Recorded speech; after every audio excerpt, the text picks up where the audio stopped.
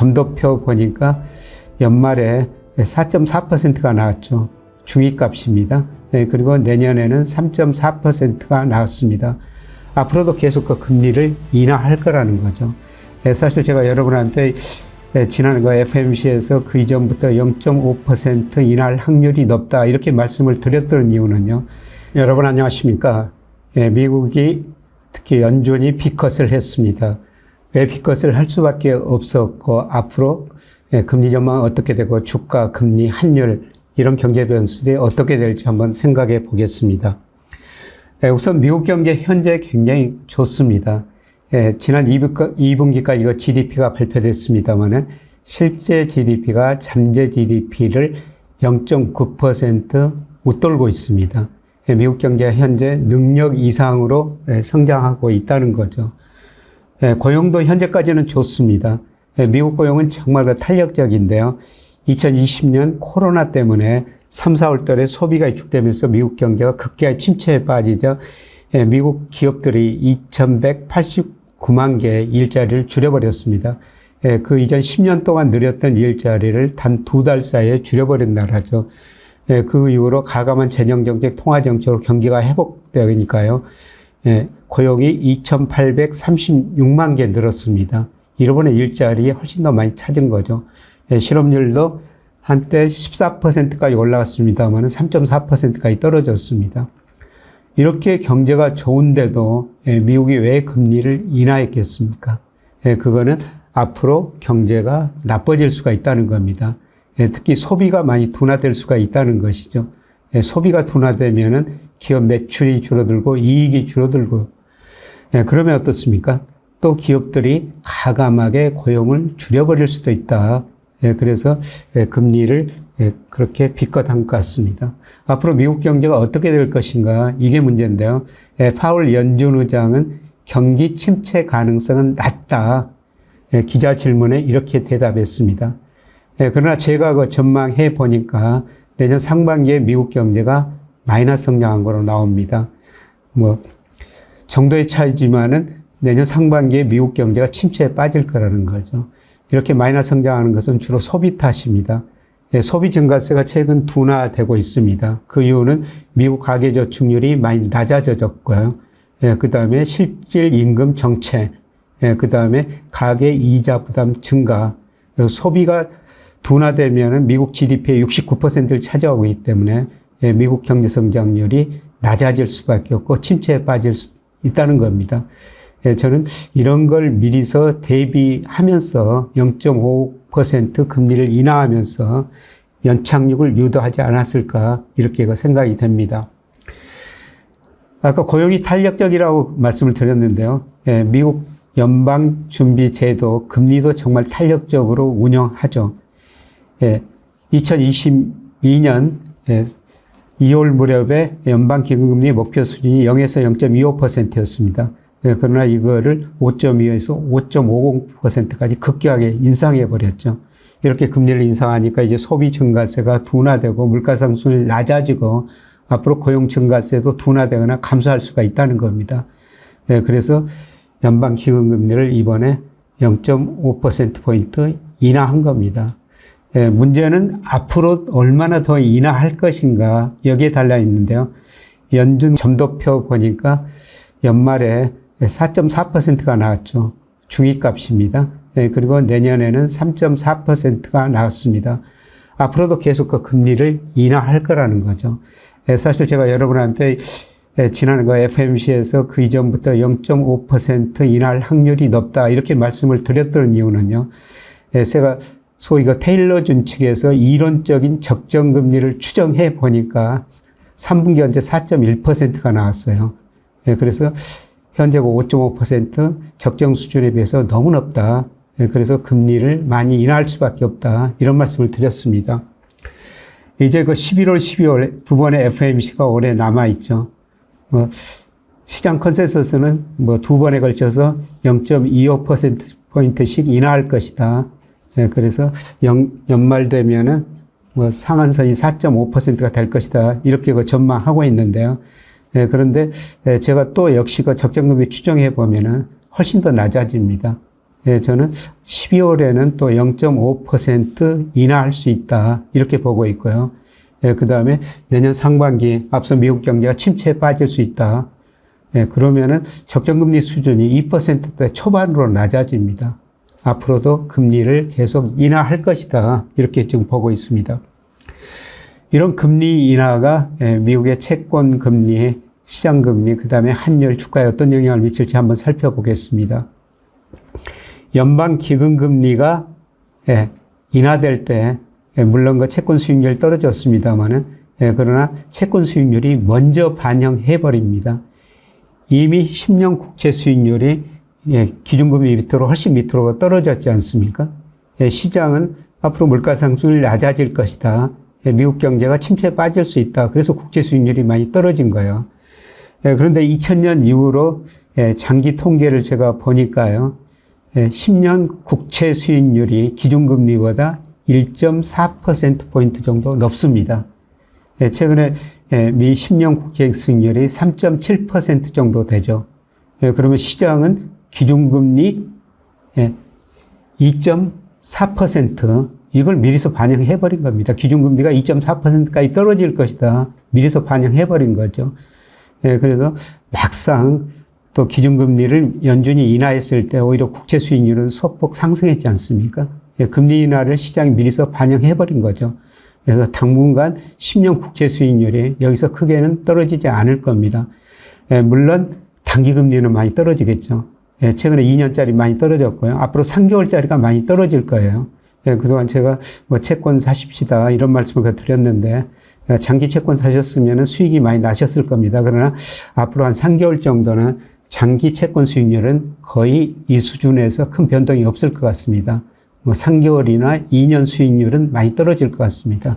채권은 앞으로 3개월 정도 내다보신다면, 채권은 물론 장기 투자한 겁니다만, 단기 투자하신다면 짧은 기간에 만기가 짧은 채권 투자를 하시는 게 좋을 것 같습니다. 그 다음에 미국이 금리를 인하하면 달러 인덱스도 하락했죠. 최근 10년 동안 보니까 상관계수가 0.63으로 계속 높습니다. 그래서 역시 그 달러 인덱스가 기준금리 인하를 미리서 반영해가지고 먼저 떨어졌었죠. 그런데 앞으로도 계속 그 기준금리 인하할 거라는 겁니다. 그래서 연준 아까 점도표 말씀드렸으면 연말 4.4%, 내년에 3.4% 점도표 중간값이 그렇게 나와 있지 않습니까?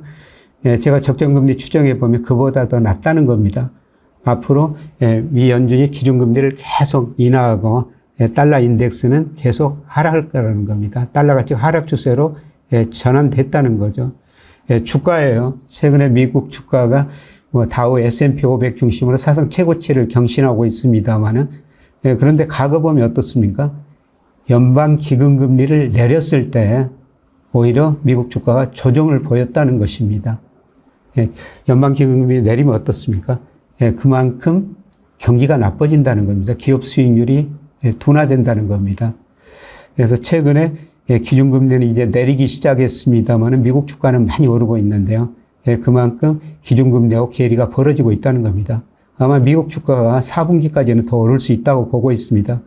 이 기준금리하고 그렇게 되면 괴리가 더 확대된다는 거죠. 아마 내년 상반기 가면요. 미국 경제 앞서 침체에 빠질 수 있다. 그러면 기업이익 증가율 많이 둔화되거나 혹은 마이너스가 될 수도 있습니다.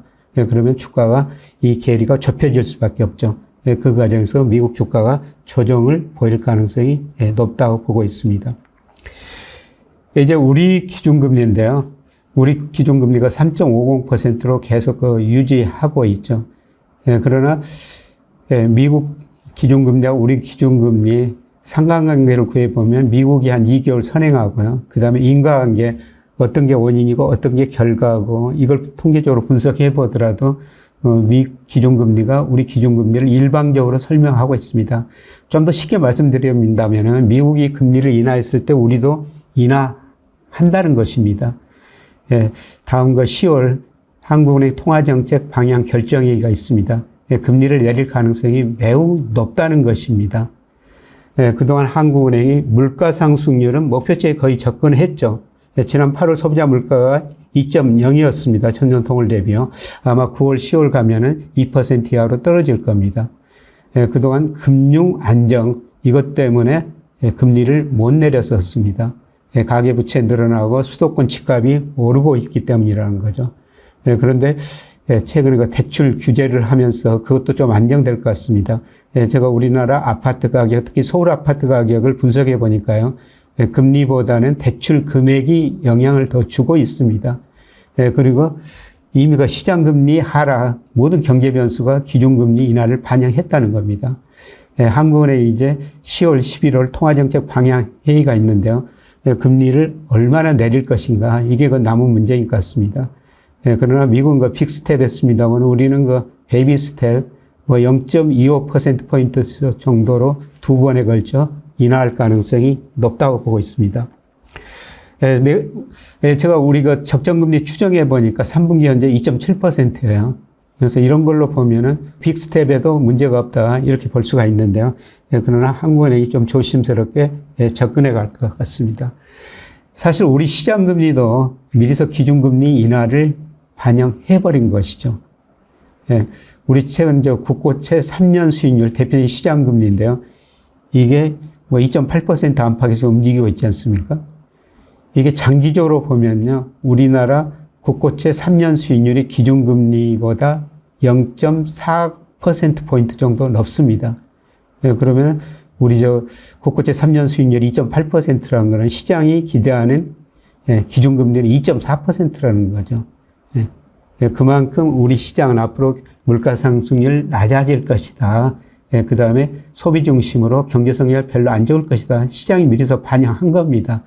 그래서 한국은행이 뒤따라 금리를 인하하는 이런 꼴이 될 것인데요. 이런 거 시장은 한국은행 기준금리 인하를 미리서 반영해버렸다는 겁니다. 역시 이런 의미에서 보면은 우리 채권 금리가 기준금리 인하를 상당 부분 반영했기 때문에 앞으로 많이 떨어지지는 않을 것 같습니다. 그래서 제가 계속 작년부터 우리 채권 투자하십시오. 미국보다는 우리 채권 많이 투자하십시오. 이런 말씀을 드렸는데요. 그동안 금리 하락하고 아마 채권 투자 여러분이 작년부터 하셨다면 상당히 수익을 아마 내셨을 겁니다. 그러나 이미 그 기준금리 2.4%를 반영해버리고 그만큼 많이 떨어졌기 때문에 앞으로 한 3개월 정도는 기준금리가 여기서 크게 하락할 것 같지는 않습니다. 물론 그 10월 물가상승률이 예상대로 1% 초중반까지 이 정도까지 중반 안팎까지 떨어진다면 시장금리가 조금 더 떨어질 수가 있을 텐데요. 이미 이런 거를 많이 반영해버렸다는 겁니다. 역시 우리도 기준금리 인하하면은 만기가 짧은 채권 가격은 더 오를 수가 있지만은 장기 채권 가격은 당분간 조정을 보일 가능성이 높다는 것입니다.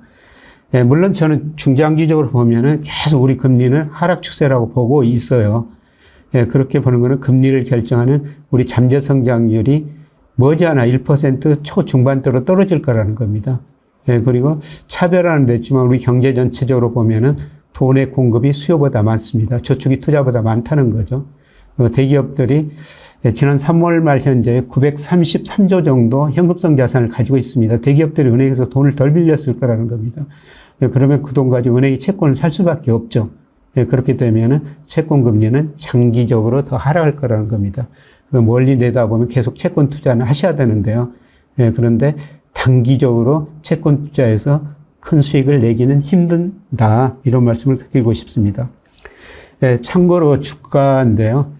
최근에 그 미국 주가만 많이 오르고 우리 주가는 상대적으로 굉장히 부진했죠.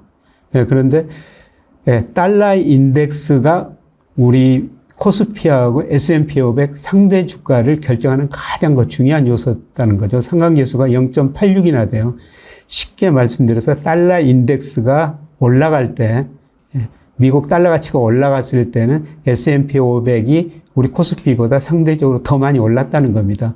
그러나 달러 인덱스가 하락할 때는 S&P 500보다 우리 코스피가 상대적으로 더 많이 올랐다는 거죠. 그런데 앞서 말씀드렸습니다만 미국이 이제 기준금리를 인하하기 시작했고 이거는 최소한 내년까지 계속 될 거라는 겁니다. 그렇게 되면 달러 인덱스 하락할 거라는 거죠. 이 경우는 우리 코스피 수익률이 S&P 500 수익률보다 상대적으로 좀 높을 거라는 겁니다. 그동안 미국 주식 투자 우리 많이 하셨고요. 미국 투자에서 상당한 수익을 냈을 겁니다. 그러나 저는 멀거 4분기까지도 그런 현상이 조금 더 지속될 가능성이 높습니다. 그러나 내년 앞으로 5년 정도를 볼 때는 저는 미국 주가보다는 우리 주가, 이머징 마켓 주가가 상대적으로 더 좋으리라고 보고 있습니다. 이런 의미에서 이번 기회를 통해 가지고요. 해외 주식 비중도 미국 비중 좀 줄이시고 이머징 마켓 좀 늘리고 저는 인도 같은 나라 괜찮게 보고 있습니다. 이렇게 해외 주식 투자 비중도 조금 더 다변화했으면 좋을 것 같습니다. 고맙습니다.